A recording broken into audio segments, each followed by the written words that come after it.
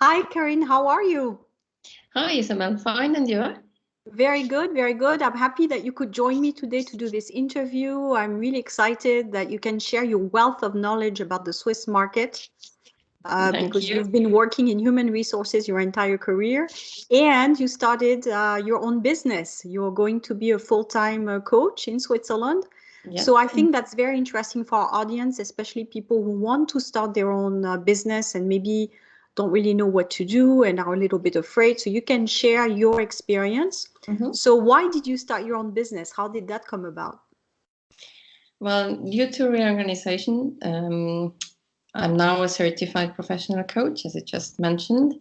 So I spent 20 years in HR, where 15 as an HR manager within companies in life sciences, in industry, construction, and engineering. Now, while taking coaching classes 2 years ago and the personal journey this implies, I discovered actually my passion for coaching. In addition, during my career path, I often observed individuals suffering either for issues regarding their work environment or their private life. Personally, I also experienced some difficult situations which made me even more sensitive about the others.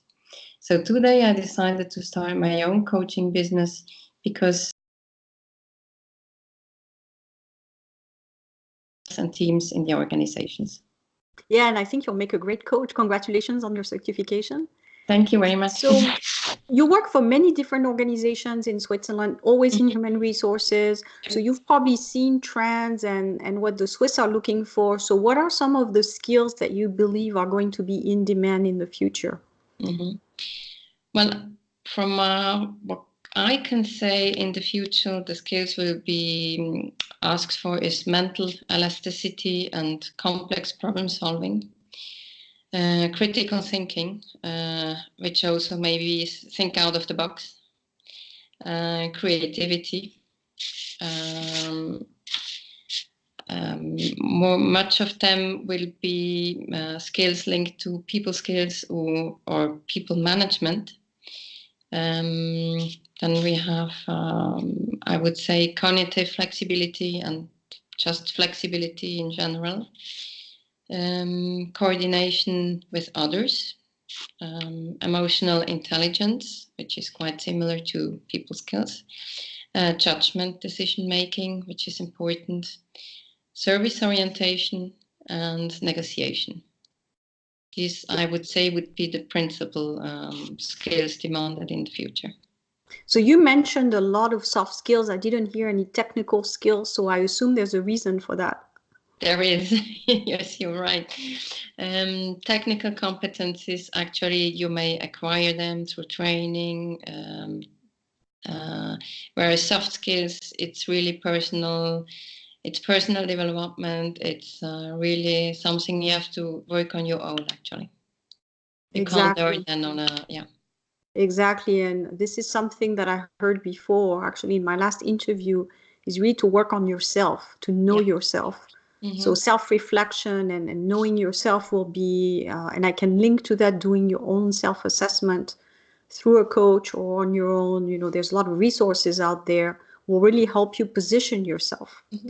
which is Exactly. something I believe will also be important is that people can differentiate themselves from the rest and be able to introduce themselves and know what it is that they can bring to the organization. Mm-hmm. Exactly. So, which tips would you give to expats who want to work in Switzerland? How should they go about it to be seen, to be heard, to have a chance to make it? Mm-hmm. Well, first of all, for expats, I would say, and this is from my experience, get information about the country and region you're moving in. What's the political situation? What's the culture of the population? Um, Try to integrate local programs, events, just maybe clubs, associations. Um, for those who don't speak the language already, learn the language because it gives you another connection to locals.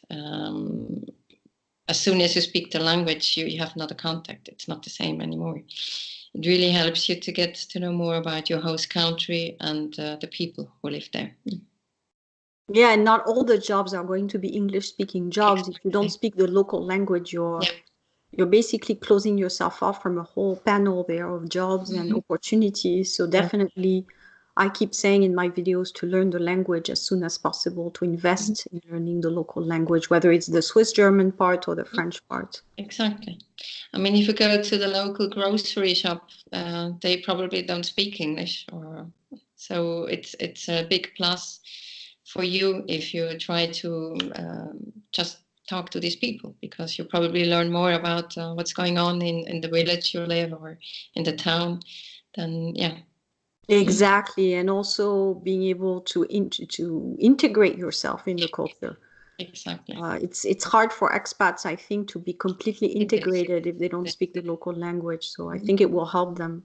Yeah. Do you have any tips for people who are working on improving their job search in Switzerland? I'd say really, well, today really networking is one of the most important. Probably all people know already about it, but often rely to professional networking. But it starts actually with your family, friends, relatives. Just talk to them. There is no shame to say to them, well, listen, I look for a new job. I mean, you still can be working while looking for a new job. But as soon as you talk to people, you clearly tell them, listen, I'd look for a new job. This is what I wanted to, what I would like to do. As soon as they hear about it, they can rely and can think, oh, well, Isabel told me she's looking for a new job, and oh, this could fit her. Well, I tell her about it. So, yeah, there Yeah, and are most few. jobs, Mhm. it's true, most jobs are not advertised in No, Switzerland. It's there through is a word of really mouth. big part which they call the gray market. So it's roughly 70%, they say, and yeah, some companies don't advertise anymore. Exactly, and this is the reason why people should talk as much as possible about the fact that they're on the lookout for a job, because it's the word of mouth. It needs to spread so that people can contact them if they hear of something, and also not being ashamed of looking for a job. I think people have to make it through that first barrier there, where they're okay being unemployed, or actually looking for a job is also finding a new opportunity. Is not a negative. It's just that you're going through a different part of your life. But this is Exactly. something that a coach would work on to Mm-hmm. help people really feel better about their whole job search, and also Exactly. improve their technical skills on job search, Mm-hmm. because you need to do a little bit of everything there, not Yeah. just replying to an ad, but as you said, networking is a huge one. In person or online is going to make a difference, and talking about the fact that you're on the lookout. Mm-hmm. There's So, also, yes, used, sorry, I just cut you. oh no, is there anything else about candidates that you would like to talk about? Yes, it was really, well, my advice would be really be proactive. Use the social networks like LinkedIn. Look out for companies you would like to work for. Look if you have people who are already in the company working, so you can ask them about the company values, about the culture, what it's working like for this company. Um, yeah, really look. It's not just one channel actually. You should look for not only just advertisings, the ads for the open positions. Go to uh, like companies you're interested in, go to their internet site, to their career site if there are job opportunities, and don't even hesitate to just send spontaneous offers as well. Sometimes they may work too. Yeah. Exactly, you never know. You have to adapt, I think, to Mhm. the market, especially Yeah. for expats with different backgrounds. Mm-hmm. They really need to do this adaptation, and Yeah. sometimes it takes a little bit of re-engineering of the resume and the position. Any other last tips? for candidates Yeah. on the job search. Yeah. I think candidates should have a clear idea what job they're looking for. So what do they want to do? What are their objectives? Maybe know what's their added value, what differentiates them from other candidates. And one thing maybe, take care or pay attention to their reputation. What's their image on maybe Facebook or LinkedIn? What are their posts and images? What do they say? Yeah, in the past we heard about people sending posts about their former colleagues or superiors. So really be careful what you post on these sites.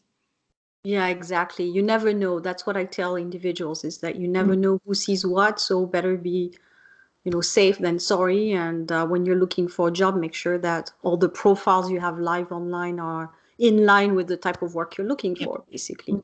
Mm-hmm. So that's, I think, just the safe route, Yeah. without having to wonder about should I or shouldn't I. If you're questioning it, probably you shouldn't put You it. shouldn't, exactly. So that's a good way of making the decision. Yeah. Mm-hmm. Anything else for our viewers?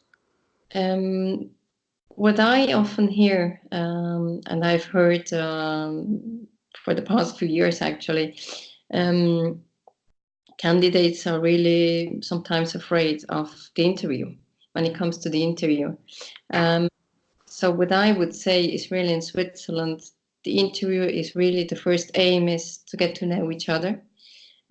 So yes, the recruiter and the manager will ask about the hard skills, that's for sure. But the aim of the interview is also to get to know each other, either for the candidate or for the company. Is there a fit? Do they fit together? Could they imagine working together? Would the candidate fit to the team? Does the candidate fit to the company regarding to the values? So it's really an opportunity. It's not a game. It's not something which they should be afraid of. It's an opportunity to get to know the company, the people they might be working with, and it should be seen as such, because the candidate just after an interview may say, "Oh no, finally, this doesn't fit me," and Exactly. so I think it's both ways. It's not just the company picking the person. Yeah, and this is really important, and I really would like to point it out. Yes, it's a dual selection, and I think it's very important to know who you're going to work for, and look at it as a process to get to know each other, rather than to think all the power is in the hands of the recruiter. Because there are no right, no wrong questions or answers in an interview. And especially since the market is doing much better than in the past. So it's even more important that our candidates bear that in mind. Yeah, I agree with you. I think it's just an interview where you feel like you're learning about the company, and you should be relaxed about it. I think is going to make our candidates who are watching this video feel a little bit more comfortable for their future interviews. Exactly. What I often say to candidates: prepare yourself for the interview, make questions, go to the internet site, ask about the challenges the company is facing, where the company would like to stand in, I don't know, long term, short term, what's about their competitors, really to see that you're prepared, and prepare your questions and take something to write, because I had candidates with nothing to write down, and yeah. No, you should definitely ask questions and be prepared, for sure. Exactly. Mm-hmm. Okay, well, it was so nice to hear all this information. It's just a wealth of knowledge that expats will love to hear, because it's hard to find sometimes real answers to all these questions when you're looking for a job in Switzerland. Mm-hmm. Where can people contact you? We will leave the details for you in the text of the video. Yes. People want to send you a message.